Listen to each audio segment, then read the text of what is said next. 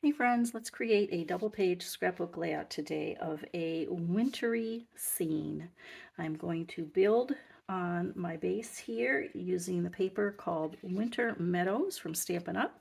And you see I've already got these pieces cut down, and I've got my 12 by 12 Whisper White on a piece of the Designer Series paper, which I have gutted in the back. To cut this shape, I did have a die in my stash that I used. It's got some stitching on it. And I'm going to just take my liquid glue here, my green glue, and run it along the edges. The reason I'm using the green glue today instead of my mono adhesive, like my ATG gun or anything like that, is because this green glue allows me to slide it in place a lot easier and line it up than my ATG gun. Once I do that, it is down. You're not moving that around at all. All right, so there's the base pages. Now, what are we going to use to make the snowflakes? Well, we've got the stamp set called Delicate Pines, and we've got the coordinating die set to go with that. And I have already cut a bunch of snowflakes. I've cut, stamped, die cut, excuse me, I've die cut, stamped, and embossed some snowflakes already for the layout. But don't worry, I'm going to show you how I did that. So let's scoot this aside and let's see how we do all that stamping and die. I'm going to go ahead and start with the stamping first. And I'm just showing you I was using that Delicate Pines stamp set. And I've got just some Whisper White cardstock, and I have got a soft platform to stamp on. And I'm using Misty Moonlight to start with to stamp some of the snowflakes. And I stamped it once full strength and then stamped off to give it another, just a subtle color there. And then you saw me wipe it and clean it with my stamp chamois. Now I'm also going to use, I showed you Melon Mambo to stamp a couple of the smaller snowflakes. Now Melon Mambo might sound kind of a strange color, but you'll see why when I bring in the pictures why I chose the Melon Mambo. And this little snowflake is designed to stamp the interior of the one pine stamp, but also you can stamp it individually as a separate little piece, which I decided to do there, again with the Melon Mambo full strength, and then a second generation as well for that one, and then we will clean that one off. And then I want to bring out the other snowflake that is that size and stamp that one in the Misty Moonlight. I wanted to try to keep this stamping as much kind of monochromatic as I could, with just the little pops of color to coordinate with the pictures. And as I said, I'll bring those pictures in a little bit, and you'll see why that Melon Mambo was such an important color to include with the stamps. All right, so now we're going to bring in the dies. There are so many dies with this set, you guys. They have dies to cut out the snowflakes themselves, and then little dies to cut out the centers of the snowflakes to make them more delicate looking. But right now I am just taking and cutting out the individual snowflakes, and as you see I did stamp the centers of those blue snowflakes, so I won't be cutting those out, not yet. You'll see that in a few minutes though. So we're going to take this over. I'll bring my big shot over so you can see that. And I do use a magnetic platform and the magic mat, and I did get those from scrapbook.com, and I do have the magnetic platform, the old one from Stampin' Up.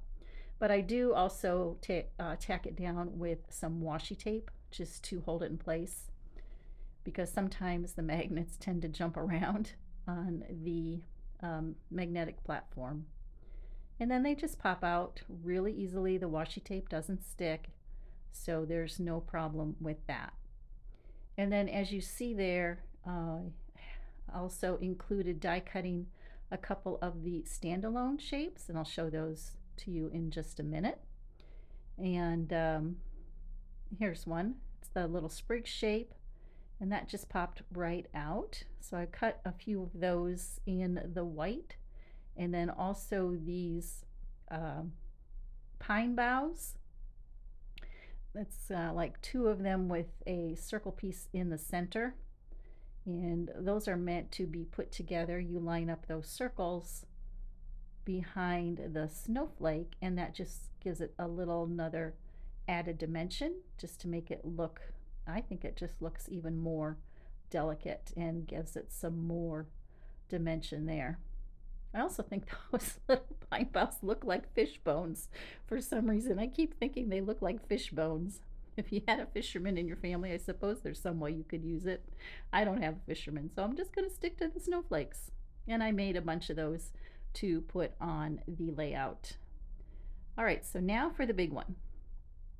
We're going to emboss this one. So I want to pounce my Versamark pad onto my stamp set and then stamp directly onto the cardstock. And then you will take your embossing powder. In this case, I'm using the Wow opaque white. And when you pour it on, you see that that Versamark, if you're not familiar with that, it's a sticky clear ink, and it's made for embossing like this, but you could also just let it dry and not pour any embossing powder on it, and then it would give you a tone on tone look as well. But for these purposes, I am embossing it, and I am using my Stampin' Up heat tool here. The heat tool has 2 settings, a high and a low, and when I'm embossing, I usually put it on the high and just wait for it to heat up, and once it does, you will see how that powder turns into a shiny, glossy white. And once it does, then you want to quickly move your embossing gun, your heat gun. You want to move it across the image. Don't leave it sit in one place or you will burn your paper. And then you want to flip it over and do the other side as well, just real quick, just so it doesn't warp. All right, then we are going to cut that out, and I do cut out the center of this, but I do end up covering it with another one of those snowflakes that I cut out. But I think it's pretty cool. I left it in here so you could see the stamped and die cut image, and I just love how that cuts out the center of that snowflake, and it just makes such a delicate, beautiful snowflake image, and especially with the white embossing on the blue cardstock, I think that's just striking. All right, let's bring our layout back in. All right, so now I've brought in the pictures. Can you see why I added a little bit of the Melon Mambo to the snowflakes? That's my granddaughter. Both of them all have some very bright pink jackets on in the snow. So we're going to bring the different snowflakes around and just make a snowfall all along the bottom of our layout. Excuse me. And I'm just bringing in all those pieces around the bottom, kind of creating like a hill of snowflakes, if you will. And I wanted to tell you a little bit about these pictures while I'm doing that. You can see the pictures on the left are of my son and his daughter, and the pictures on the right are of my daughter and her daughter on the slide, and then of the her two girls and their cousin up in a snowbank up in London, Ontario. So the point is, these pictures were all taken on different days, different places, different countries, but they were all the same theme. So that's why I did put them together on one page rather than to make several different layouts for each and every one of those pictures. They're all the same theme. They're all snow. They're all within 2 weeks of each other. So I did them all on one layout. And then the journaling, of course, we'll talk about how they're in the different places and who they are and the dates. But I do that quite often to put pictures together that maybe weren't taken on the same day but are close enough in time.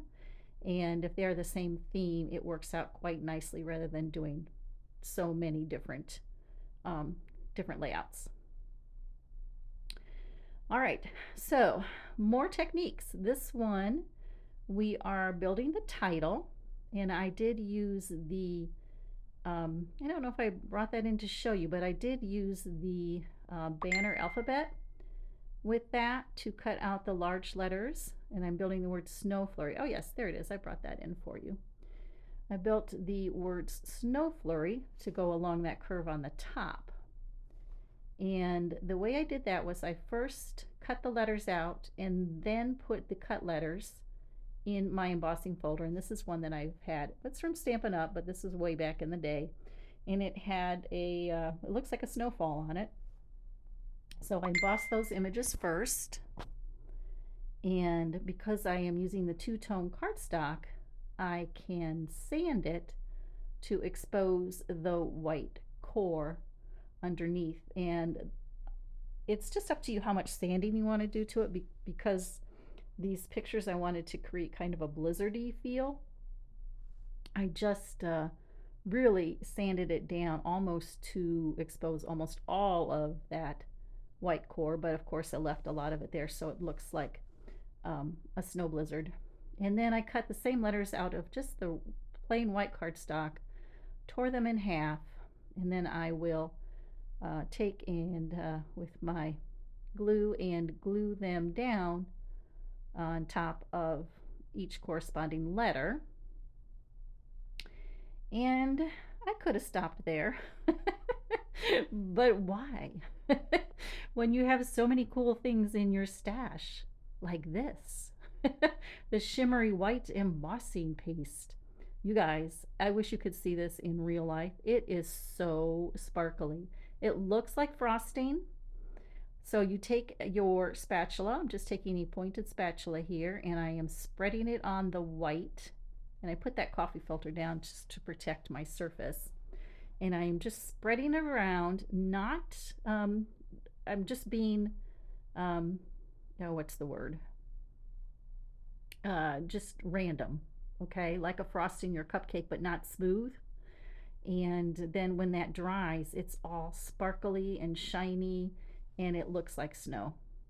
Now, you want to put that foil back over top of it, but then also I put the press and seal on top and seal it up so that it doesn't dry out, so the paste doesn't dry out. But that paste is just so cool. All right, and then we are going to put our letters and adhere those to the, adhere those down on our title. And I am using the dimensionals to adhere those down. I thought about doing them with just some glue, but then the dimensionals just seemed like they would, because there's so much bulk to the paste. It just was easier to put them down with the dimensionals. And you see that I was using my take your pick tool to get the backing off of those dimensionals there. All right, so now let's use another alphabet. And I actually used the alphabet a la mode die.